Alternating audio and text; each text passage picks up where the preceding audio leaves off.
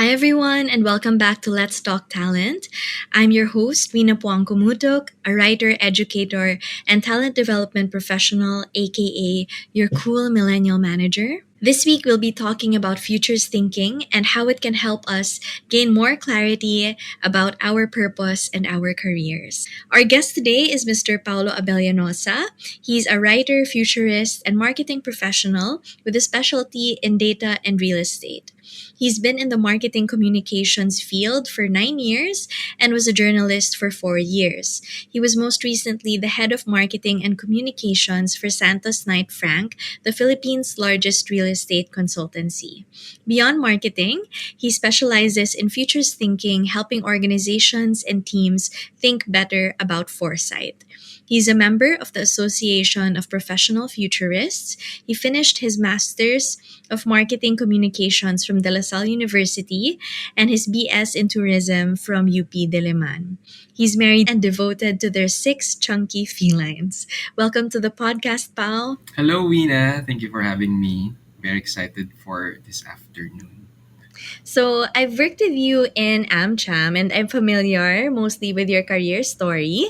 But for our listeners, could you tell us a little bit about your career journey and where you are at this point? I am a marketing professional. I've been working for the last 13 years. It's funny because I finished college from UP Diliman with a BS Tourism degree, but I never got into the hospitality or tourism work directly. I became a travel writer, so it's a bit connected in a way, but it's a different skill set than what we're taught in school. So I was a travel writer for 4 years, but it's sort of a travel and business writing. And after that, I jumped to the other side of the fence and went into public relations for an investment company. And then I went to real estate with Santos Knight Frank, and I've stayed there for the last more than 7 years until I left last year. And now I'm a marketing, but also I'm a marketing consultant, but doing a lot on data and real estate as well. So aside from that, I write from time to time, but I also have a specialty, and I think that's the reason why I'm here, which is futures thinking, and very excited to discuss that. Thanks, Pao. So, yeah, very I think like diverse career in terms of the fields that you've been in, although all of them generally kind of link together then with your strengths in communications. And I guess one thing I want to ask you is since you've moved like in these different spaces, what has been your guiding philosophy in terms of your talents or your strengths? Can you tell us more about that?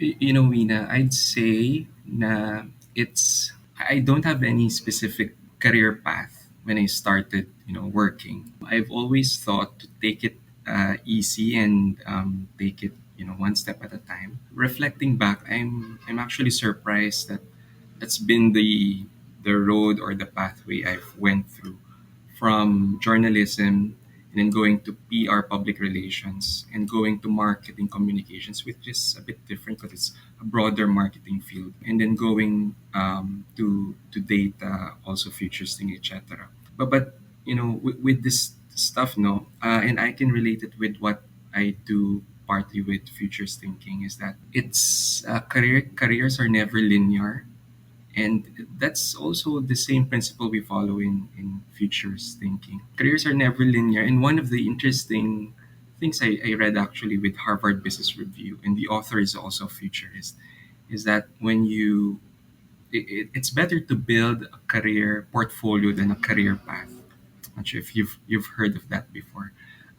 So when you think of your identity as a professional and someone who's had a lot of experience, you could plot actually a lot of your identities into a map, and you could be a traveler, a writer, a marketer, a data specialist, a futurist, etc. For some people, this might look like a very jumbled self, but actually they all would make sense if you only look at them as a big personal narrative that gives you more strength when you do apply for your next roles, or you're looking to expand your careers, etc. And I would characterize my journey as really that it's more of a career portfolio, more of it was never linear, but I've really enjoyed the last 13 years and where this journey has taken me through. Um, so, just reflecting on the lesson from there, it's looking at it, not getting frustrated if you don't get certain roles. No, I'd say that if you're a marketer, you'd look at it as a very linear marketing specialist, manager, then director, etc. It's usually not the case when you do get out into labor market.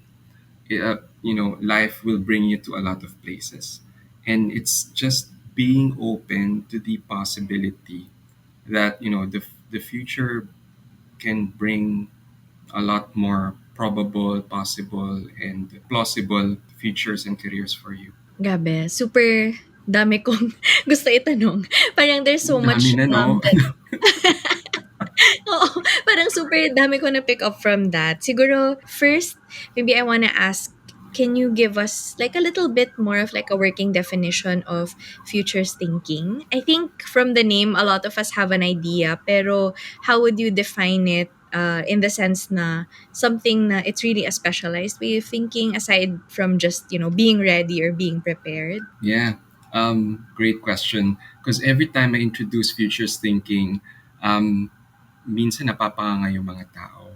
They really sought for definitions, no? Um, I first heard of this at AIM maybe 3 years ago, and I went into a formal course with AIM. But futures thinking is basically it's a very cross-disciplinary approach. It's basically considering potential futures, exploring trends, drivers of change, disruptors, that would lead you to think about different scenarios, no, different futures. One of the things that's interesting with futures thinking is that it's not future thinking. It's not singular. It's always plural futures, and that's because we're looking at it. The future is not a very linear or something that's definite, and that's something predestined maybe. So I don't want to touch on any beliefs or tones, etc. One of the one of Jim Dator's laws of the future, the first one, he says that the future cannot be predicted because the future does not exist. So instead of trying to predict with desperation what the future holds, we look at we study images of the future. Ano yung mga possible futures that could happen within certain domains, no? We call them alternative futures. So dito minsan may joke na it's a multiverse of a lot of stuff. No? It's multiple futures. But these are multiple futures with varying likelihood and preferences. No? And one of the frameworks that we look at is we use is the futures cone. Imagine a cone na at the base of it, you have and then possibilities. You have possible futures. You have plausible futures. You have probable futures. The probable futures typically are those linear projections that governments would put out in for instance in 2030. This is how the Philippines will look like. But the reality is, if you were in 2019 and you're only relying on the probable future, you would not ever have imagined that a pandemic would happen. No? Pandemic is what others call a black swan. It's definitely not a preferred future. For many, they would call it a preposterous future, but it's always been a possible future that could happen. That's because we've seen, SARS, and this diseases dominate some of the eras and years that we've had. So it's very possible. And ang mahirap dito is if you're only looking at the future on a very linear and very probable or singular way, it's very easy to get devastated when it does not happen. And that's very common. No? I want to pull out a quote here from a great book I've read recently. It's called "The Signals Are Talking." It's by Amy Webb, and she says, when you're not actively thinking about futures, fight or flight dictates your move. So the less you know about something, the bigger the shock you feel. So, in essence, I just want to bring the discussion back to careers. No? If taking a futurist hat or wearing a futurist hat when you're doing a career planning helps you prepare for multiple scenarios in the future, especially for your careers, especially if you're very driven. Na life is guided by where you are now in terms of your career. So that's very important. And when you don't achieve something that you've been preferring or been aiming for in your career, it's very easy to get frustrated or even depressed. So what futures thinking really brings into the planning paradigm is a sense of preparation. What's interesting is this: no, when you look at the futures cone, in the other end of the line, no, it's usually the present trying to influence the future. But when you have a sense of the future being a multitude of futures, it can also be that the future is trying to influence the present. And that's where the action in your career really helps. No? If you just understand that in the future there are multiple scenarios and dahil pwedeng mangyari sa'yo, you could be this, you could be here, you could be that. It will help you prepare as early as now. That's why bumabalik din ako sa sinasabi ko na I'd rather that you build a career portfolio rather than a career path. Kasi you really don't know if the path is very linear or marami parang mga wild cards along the way. Wow. Yeah, super eye-opening. Parang tama, like career portfolio instead of a career path makes so much sense, especially when I think of I guess yung I'm not sure kung generational thing siya, although I'm sure na it's also happened to so many generations before us and will happen to the generations after us. But in our generation in particular, parang yung mga millennials, I noticed that around, let's say, 2013, 2012 or so, parang everyone was pursuing roles that were, kumbaga, dahil lang nandyan. Parang paglabas from college, like, Mm-mm. okay, like maybe I'll be, like in my case, I was a researcher, or yung isang friend ko naman, she went into parang data analytics, not really thinking about it, but just thinking na, oh, I graduated, I want a job. And so I think for most of us, we do already kind of have that portfolio rather than a path. But it's just a lot of the times people are thinking, what's a way that I can consolidate all of this to create that structured path? Because maybe I won't be accepted into the job that I want, right? So parang Mm-mm. I think a lot of people struggle with making sense of the jumbled self then that you mentioned, na parang to you it makes sense because you were there, but like to a recruiter or to someone who's looking to hire you, there's always this fear that they won't see the journey behind all of these different pieces of their portfolio. And I guess like a question I wanted to ask you also is, how do you, or how have you made sense of that? Yeah, like without having to put something too straightforward, or parang without having to linearize the different parang cycles that you've gone through Mm-mm. in your career. I don't have an exact experience to explain, no, pero I really understand that challenge, no. I guess, and I don't speak for a lot of HR and recruiters, but I guess we still have that notion that a standard career or a stable career would make a better professional. Like, kung makita mo yung CV niya, tapos dire-diretso siya na ganito yung role, etc. Mas stable to, or preferred to take on that role. This is the challenge for people na may career portfolio who's been through a lot, the different roles. And I guess the key if that's not appreciated immediately. And mahirap siyang explain ng CV. Very difficult. That's why it's also difficult for recruiters to rely on CVs. It's a matter of the applicant to really create that personal narrative na sa cover letter pa lang you'll readily explain agad. So to make it very more interesting. At the end of the day, a career portfolio helps you realize ano yung strength mo and how you would set yourself apart from a lot of applicants. No? There are roles where 100 plus applicants. There are roles that are more open na hindi naman definite yung hinahanap. Dun sa profession, hindi naman kung may certification ganito. So there are roles which are more open. So the applicant really should find a way to communicate that through all means. If you've gone through yung CV screening process and you've had that interview, the job interview stage is really the perfect time to explain your career portfolio and put that forward, and also to highlight how that entire experience make you as a different professional and even better person that can take on the role versus others, which could have a more standard or linear way. I'm not saying that those individuals who've gone through a more linear path have disadvantage, no?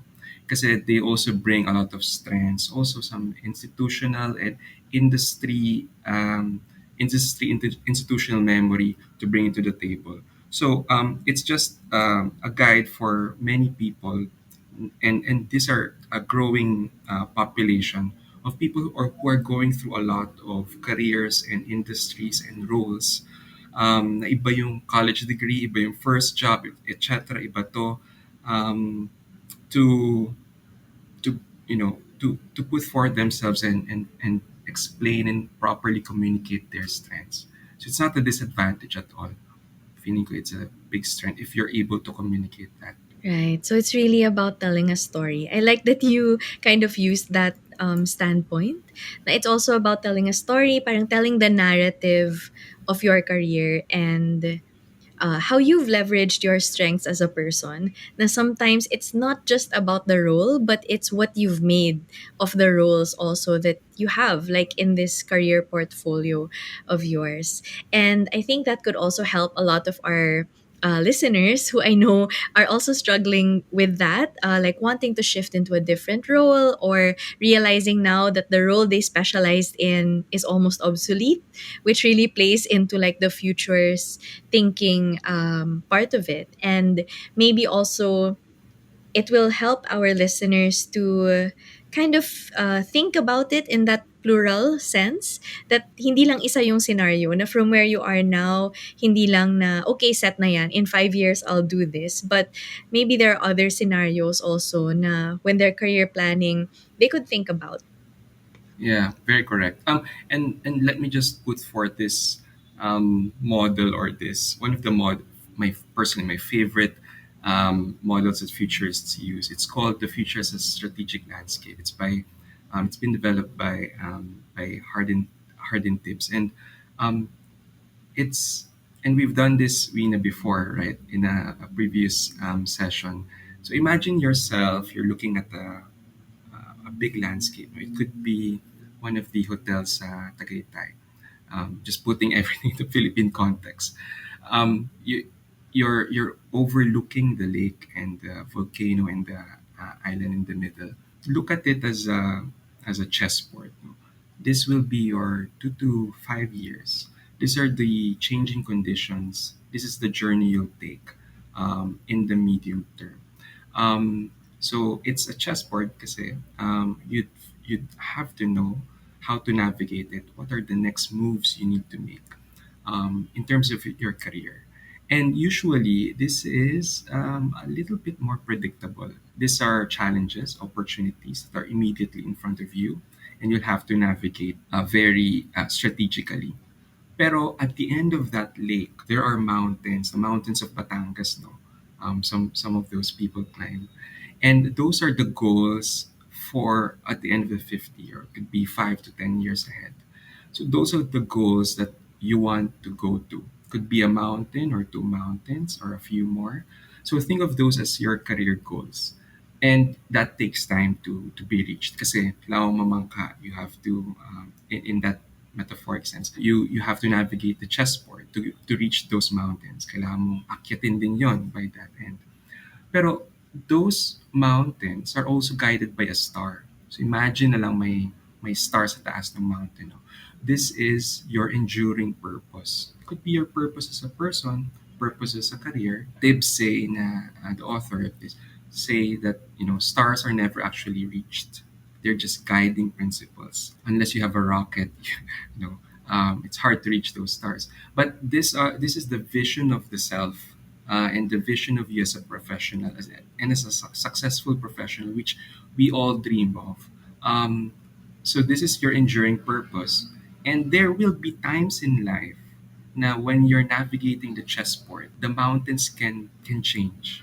So baka mamaya, you're navigating on the chessboard, you're going through the lake, nag-iiba na yung star mo. And so you need to find a different mountain, or minsan the star still stays, pero let that star guide you for the different mountains and goals that you want to reach. So we use this kasi when we look at futures, it's very temporal, it's very time driven. It's also psychological as well. Pero we use this exercise kasi it's helpful to look at futures as a geographic landscape, as a place and a destination to go to. Dito naging useful yung when you look at it as a destination rather than as a time. Kasi time is very ang hirap niya. It's very non-concrete, tangible, intangible, no? Whereas if you look at it, kaya nga ang dami natin mga temporal, career paths, etc. paths. It's a very geographic and spatial element kasi it's more tangible. So this is a very interesting model that we always look and use, and you can apply this to yourself. So the way you apply this is, and you can do this on your own personally or with a friend. I've done this with a friend, and marami siya na-realize when we did this exercise over some drinks. We look at it as at the self. Kung nandun ka pa lang sa Tagaytay Ridge, no, define yourself. Where you are now, what are your motivations, what are the weights of the past that have been holding you back. So assess yourself and define yourself from there. And then looking at it from the reference of the chessboard, define naman the next 2 to 5 years. What are the challenges that you need to to face, and opportunities? So here, this is easy. This is relatively easy to do because usually when we think of futures, 2 years, 5 years, there's stuff that we're already thinking of. And then think of the goal of the mountain. So what are your goals? Not just in life, and not just in careers now, but you're generally in life. Because sometimes careers are very tied in it's a very personal endeavor and exercise. And so define your goals in life and careers. And then always think of the new vision mo for yourself. That's could be 20 to 30 years. That's your star. That's your purpose. And when I did this exercise for the first time with Professor Jose de Colongan, one of my mentors of futures thinking, I told the class na as I go through time, no, when I was trying to define the mountain, manipis na lang yung mga sinusulat ko. And when I was trying to define the star, I almost struggled. For many people, the star is very clear. Their vision of self is very clear. And sometimes I've did this for a lot of organizations that the stars and mountains are very well defined. That's good. But there are people as well, like me, who look at the future lang in 5 years. No, we don't see beyond 5 years. We take things one step at a time, and that's where a lot of thinking and searching comes in. That's also where the sense of purpose comes into play. And that's an entirely different podcast to discuss, searching for purpose. Right. Yeah. Actually, yung next question ko sana itatanong ko, has your star changed like over the past 13 years? Or has it remained mostly the same? I would say na I I got married last year. Um, I'm I'm also moving between places to Qatar. So my star has changed. As I've said, I even the last 2 years, lalo na nagka-pandemic, no, I couldn't even think of star and the sense of purpose. It's a huge thing to think about your meaning and purpose in life, especially even if you get questioned, no, where do you see yourself in 30 years? It's not an easy thing to answer. Usually, mas madaling sagutin yung, what's the end? Ano yung itsura at the end of the chessboard that you're playing? You want to win, right? Win with the least amount of losses. So I would say it's been changing. My star has been changing kasi with consideration to family and a lot of things happening in life, and it's still a pursuit I'm pursuing. So as I've said, it's a different podcast to discuss. Right, right. Yeah. And actually, same. Inisip ko, listening to you like talk about that also, I was kind of thinking about how recently I kind of realized that my star, so to speak, has kind of changed because for a long time in my life, parang what I was just thinking of doing talaga was becoming an author, becoming a writer. And that's it. Like everything else just supports that one thing, that one goal. But now that there are opportunities to write, to teach, I find myself like looking for more. And so I think it has changed for me too. But it's so difficult to define that. Like it's hard to put it Yeah, into words. correct. Yeah. But But also, maybe Wina, just hearing what you're saying, it might also be na your star is there. It could also be na sometimes it's just difficult to write it or whatever. Maybe sometimes the mountains would change. I would say na as long as the star is very clear for your side, no, sometimes you might find yourself just changing mountains, different goals, just changing different goals. But it's very important that the star is, I would say, defined, because it will help you identify the proper mountains that you need to go to. When stars become different, everything changes because it's a different direction you're taking. right. Thank you. Okay. Grabe, ang dami natin pag-usapan. Maybe one thing I'd like to ask is for our listeners, maybe who want to get into futures thinking, where would you suggest that they start? Is it to take a course? Is it to do the exercise that you mentioned? Or yeah, what's a good like starting point? Taking the course at AIM is very helpful. It's really the first step I've taken, but it's more important to practice it. And my practice wasn't driven by my career. I would say, after going through that course, I immediately integrated it into my work.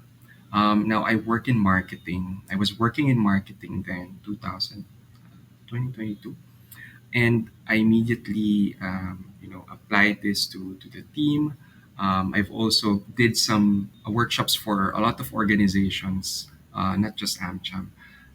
And one thing I've noticed is that the more you apply this, the more you learn. Also in exchange, because when futures thinking for even for organizations is very, it's not only psychological but it's very personal.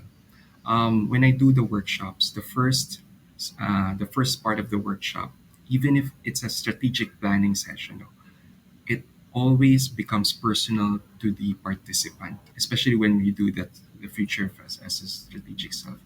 Sometimes I even get feedback that there are some pushbacks with people who want to do the workshops, because it could lead to a lot of questioning of those participants if if they're placed in the organizations, or if they're placed where, in the positions where they are, is that the right place that they want to be? It's more of a personal questioning thing. But for anything to be very successful, it really starts with the self and the personal. So just going back, taking the course would be great. There are some online courses as well, um, which is good, because futures thinking is still it's a it's a growing community, and I would say, because it's cross disciplinary, you can mostly apply it to the industry where you're in. So I've been doing futures thinking for real estate as well, identifying opportunities for professions as well. I've done this for architects, and it's been a very creative and robust discussion. But most importantly, it helps you really think about a lot of stuff. So I would say it enhances your career, your skills, and the direction where you're taking, and not necessarily a different career path that you're taking. So definitely helped me in my real estate and marketing profession. Thank you so much, Pao, and thank you for your time today. Before we go and wrap up, maybe you can tell people where they can find you online, and also maybe you can plug any endeavors or workshops that you might have going on in the near future. You can find me on LinkedIn. That's Paolo Abellanosa. And happy to talk about futures thinking. Just send me a note there, or real estate or marketing. As I've said, uh, I, I don't just believe in specializing on one thing. I've met a lot of engineers who are lawyers, etc. So it's not necessarily the trend, no, but the direction everyone is taking is career portfolios and multidiscipline, and integrating a lot of those, um, because that's how, that's the biggest, those are the big disruptors of change that are happening. So you can find me on LinkedIn, and happy to chat anything under the sun, even about your careers, from that platform. Thank you so much, Pao. So yun, narinig nyo na guys. I-chat nyo lang siya. I-chat nyo lang siya. And yeah, let's spark these conversations, because I think it's really important to talk about, and it helps if you're not going through it alone, because you're not. So thank you so much for your time today, Pao. Join us again next week as we talk about AI and how it can be a tool for talent development with Francine Tan, Chief of Staff at Esquelabs. Don't forget to tell us what you think via the Q&A tab on Spotify or the comment section on YouTube. Again, this has been your host, Weena. You can find me on Instagram at Weena_wonders, or on LinkedIn as Weena Puangko-Mutuk. You can listen to Let's Talk Talent on YouTube and Spotify.